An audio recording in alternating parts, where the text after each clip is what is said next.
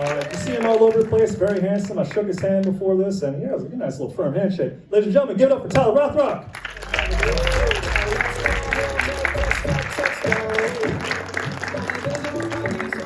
I thought Kurt for a second forgot he was hosting the show.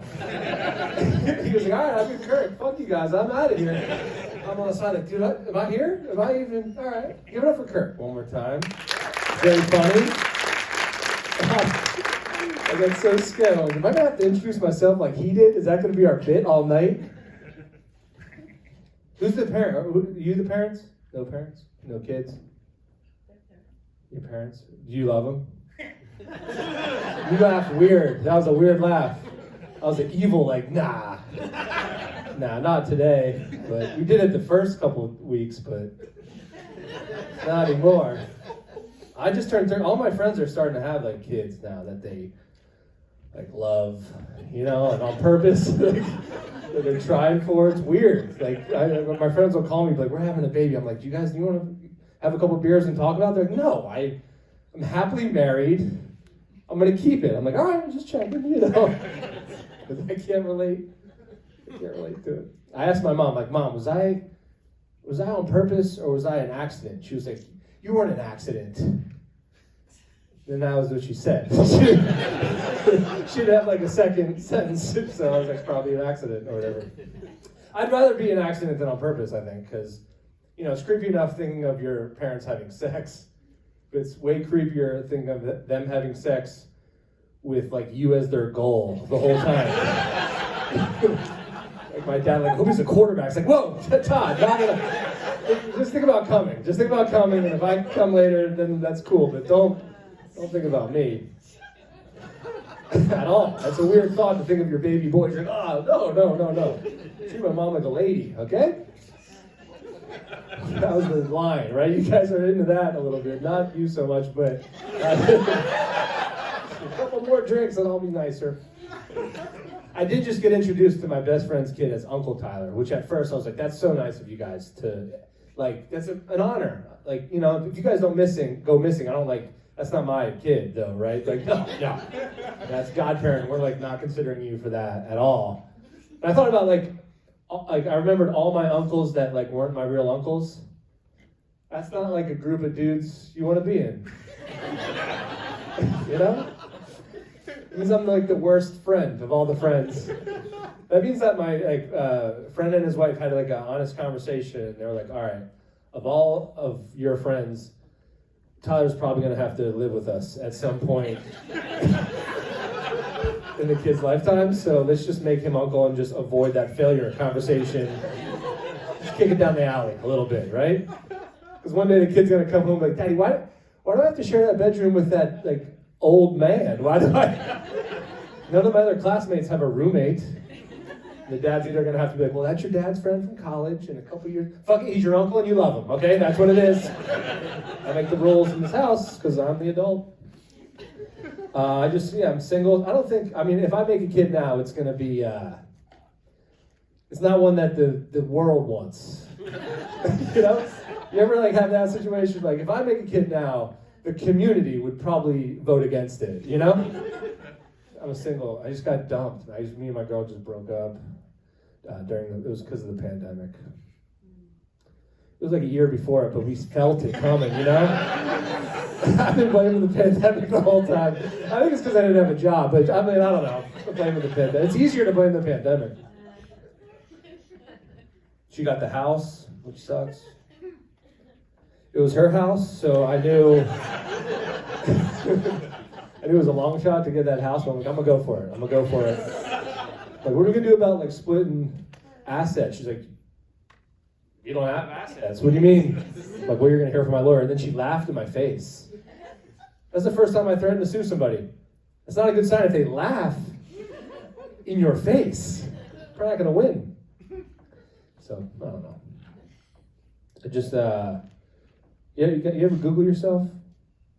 See what's out there? See if there's a better or worse version of you. Roman, maybe somebody like out there, like a different country, is shittier than you. Oddly enough, there's a shittier me, which is, it's a good thing to learn, but also it's like, what? There's a Tyler Rothrock. He's from Sacramento, and he's in prison, which is a bad start for him. He's in prison for attempted murder. Yeah, which is the worst thing to be in prison for, because nobody respects you. Like everybody on the outside is like, that guy's a monster. He tried to kill somebody. And everybody in prison is like, you can't even do it. That guy can't even get it done.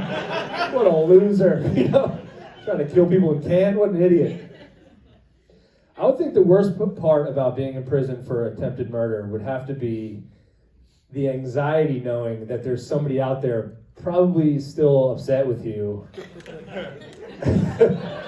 about that day you tried to murder them, you know? You're still holding that grudge. Every phone call back to the neighborhood, like, you guys hear from Steve? Yeah, Steve calls almost every day at 5 o'clock asking if you're out because he's super mad about that time. He's really upset still, man. I hope you got better at murder, because Steve's getting real good at murder, okay? He's practicing knife skills and everything. You guys are good. Oh, man, attempted murder, funny. Funny stuff. That's what you can joke about.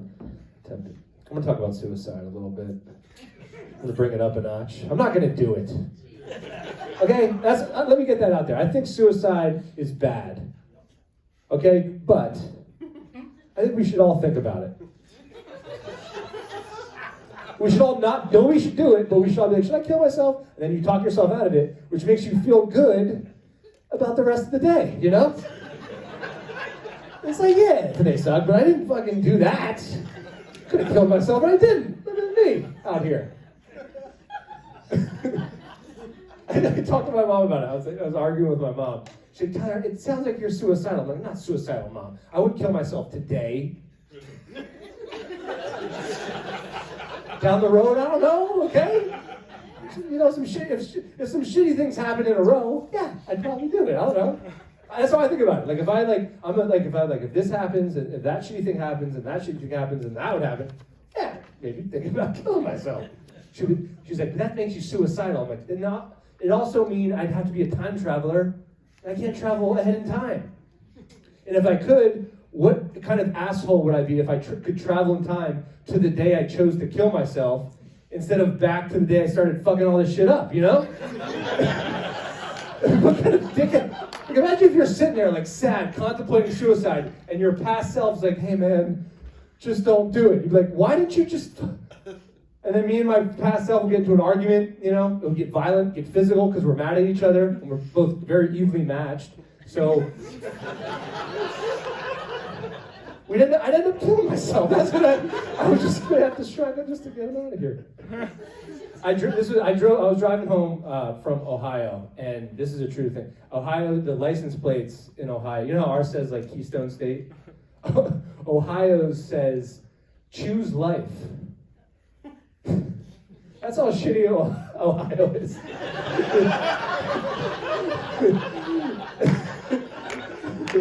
They're like, yeah, I know, but just don't do it. Just don't. A couple more exits, you're in Pennsylvania, just do it there. Just do it there. Just do it there.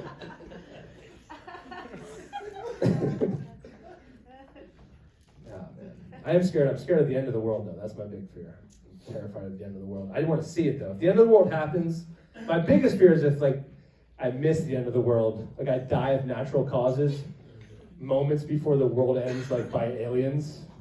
I'm, like, old age, sitting there, all my grandkids are crying, and I'm like, goodbye, Papa, and I, like, die, and I go to heaven. I'm like, that sucked. And then moments later, they all come, they're like, hell yeah, that was sick.